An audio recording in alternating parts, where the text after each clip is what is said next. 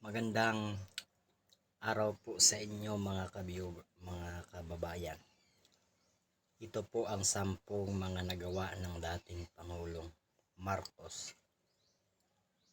Mga iba't ibang mga nagawa niya noong siya ay Pangulo.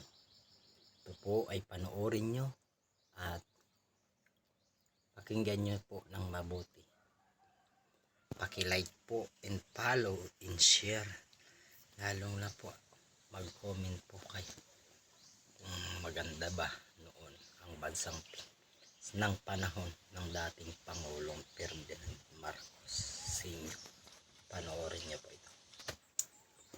Natural sa atin ang magalit sa isang tao kapag ito ay nakagawa ng kasalanan. Madalas pa nga hindi natin ito nakakalimutan. Pero ito ang tanong ko sa iyo. Kapag ang isang taong maraming mabubuting bagay na nagawa ay isang beses na nagkamali, mas pipiliin mo bang magalit? Mas magiging matimbang ba sa iyo ang galit kumpara sa nagawa niyang kabutihan? Kaibigan, kung bakit ko ito naitanong ay dahil ang pag-uusapan natin ngayon ay tungkol sa mga nagawa ni dating Pangulong Marcos na inalis sa kasaysayan. Pero bago natin umpisahan ay i-click mo naman ang subscribe button, like, share, at i-hit mo na rin ang notification bell para lagi kang updated sa mga bagong videos ko. Kaya wag na nating patagalin pa. Tara na at umpisahan ang usapan. Let's go! Number 10. Mga hospital. Noong panahon ng panunungkulan ni dating Pangulong Ferdinand Marcos, ay iba't ibang hospital ang kanyang ipinatayo gaya ng Philippine Children's Medical Center, Philippine Heart Center, National Kidney and Transplant Institute, Lung Center of the Philippines, at East Avenue Medical Center. Ang lahat ng ito ay napakinabangan ng ating mga kababayang mahihirap at mga taong may sakit. Tinawag na one-of-a-kind hospitals ang Pilipinas sa buong Southeast Asia dahil sa pagkakaroon natin ng mga makabagong teknolohiya. At ang Pilipinas din ang number 1 pagdating sa healthcare. Dahil ang mga overseas workers natin na ipinapadala sa buong mundo ay talaga namang magagaling. Number 9. Tulong sa mga manggagawa.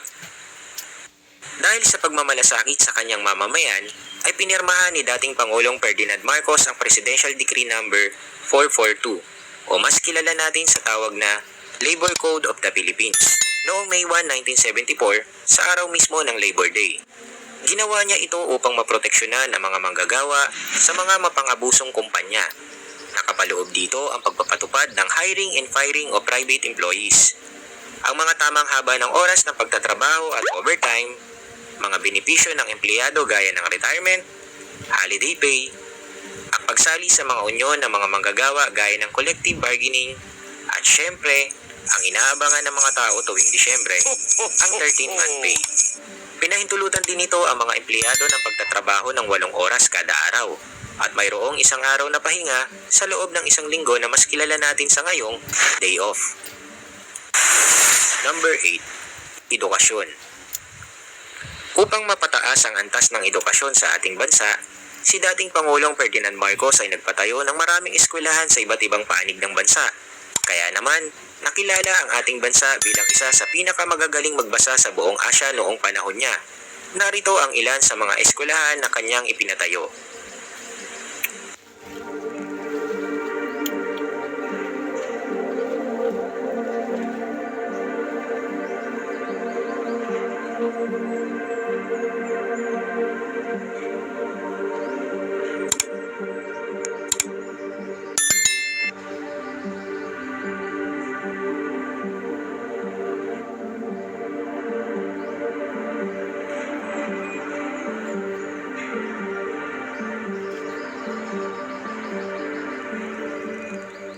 Siya din ang nagpatayo ng NMYC o National Manpower and Youth Council, kung saan paglipas ng panahon ay pinalitan sa tawag na Technical Education and Skills Development Authority o TESDA. Number 7. Pabahay. Dahil sa pagdagsa ng tao sa Metro Manila, itinatag ng pamahalaang Marcos ang Ministry of Human Settlements noong June 2, 1978 na nakapaloob sa Presidential Decree Number 1396. Itinatag ito upang maibigay ang mga basic needs at resources sa mga tao. Ang mga pabahay na ito ay malapit sa ospital, eskwelahan at pinagtatrabahuan. Nagpatayo din siya ng maraming condominium units na kilala bilang BLIS o Bagong Lipunan Sites and Services. Libo-libong pamilya ang nakinabang sa mga ito. Nagpatayo din siya ng mga shelters gaya ng Dagat-Dagatan sa Tondo, Nabotas at Malabon. Ang Maharlika Village na matatagpuan sa Taguig na kung saan ito ang kauna-unahang Muslim community sa Metro Manila at ang Philippine Refugee Processing Center sa Morong, Bataan. Isinabatas din niya noong June 11, 1978 ang Home Development Mutual Fund na mas kilala natin bilang Pag-ibig Funds na hanggang sa ngayon ay napapakinabangan natin. Number 6. Sining at Kultura. Ipinatayo ng dating Pangulong Ferdinand Marcos ang Cultural Center of the Philippines. Natanghalang Francisco Balagtas o Folk Arts Theater, Philippine International Convention Center o PICC, Makiling Center for the Arts o National Arts Center, Ngayong Pilipino, People's Park in the Sky, at Coconut Palace. Ang mga ito ay ipinatayo upang iangat ang antas ng sining at kultura nating mga Pilipino. Number 5. Transportasyon. Noong 1972 ay pinaayos ni dating Pangulong Ferdinand Marcos ang Manila International Airport na mas kilala natin sa ngayong NAIA o Ninoy Aquino International Airport. Pinagawa niya ang LRT-1, Port of Cagayan de Oro, Port of General Santos City. At dahil sa bisa ng Presidential Decree No. 505 ay itinatag ang PPA o Philippine Port Authority noong 1974. Ito ang nangangasiwa sa pagpupondo, pamamahala at pagpapatakbo ng mga pampublikong daungan sa Pilipinas, maliban sa Port ng Cebu na nasa ilalim ng Cebu Ports Authority. Number 4. Kuryente.